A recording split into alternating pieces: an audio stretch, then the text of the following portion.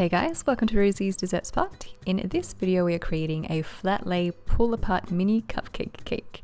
This is going to have a basket weave effect with some buttercream roses. You'll need a basket weave piping tip. There's a few of them, so I'll list the numbers in the description box below. And you want to attach 19 mini cupcakes to a 10-inch cake board.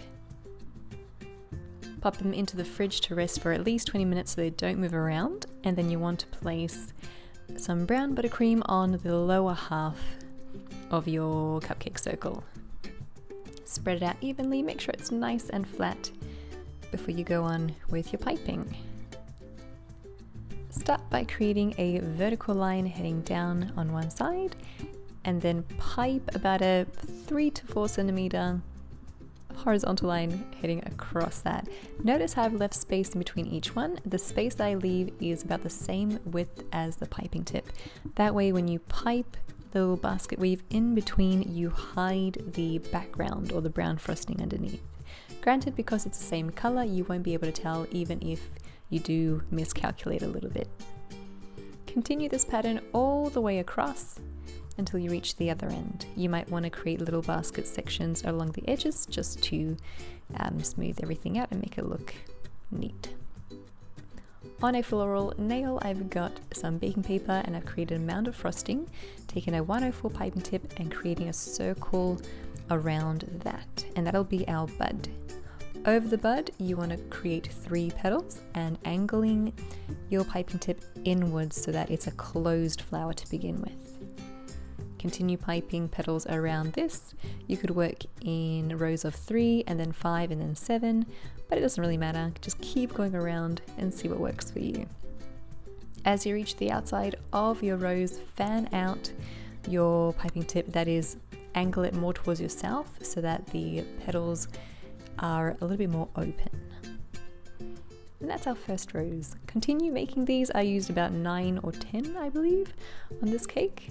But it's always better to make extra than have to make more later and waste time waiting for that to freeze over. You could add shorter petals and make it more fuller as I have with this flower, totally up to you. I've placed mine onto my acrylic scraper and then I popped that into the freezer for about 2 hours. You want these to set nice and hard so you can handle them later.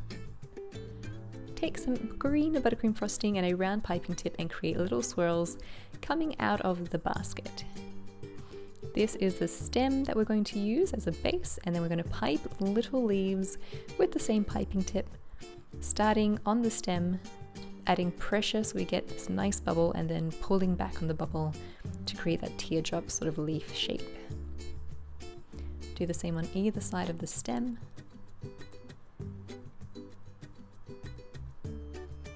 Next, you want to add a base at the very top. So typically you would go with the same color as your flowers. That way, if you can see through, it's kind of camouflage and it looks nice and neat.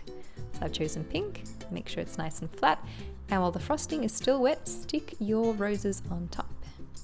Arrange them however you see fit, and then take a 352 leaf tip and create the leaves on the outside of your bouquet. And I've done it in such a way that I've aimed the leaves to help reinforce that circle kind of shape.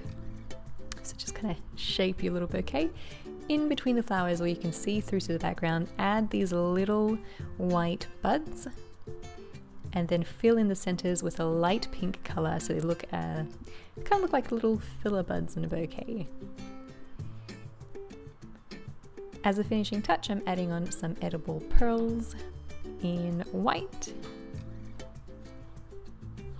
And that is it. You are done. Very fun, very easy cake to do. You get to practice lots of fun techniques like the basket weave and making roses in bulk, which really helps to fine-tune that muscle memory. Hope you guys enjoyed this video and give it a go. Please share your photos if you do recreate this. I would love to see them. #Rosie's Dessert Spot, and I'll catch you again in the next video.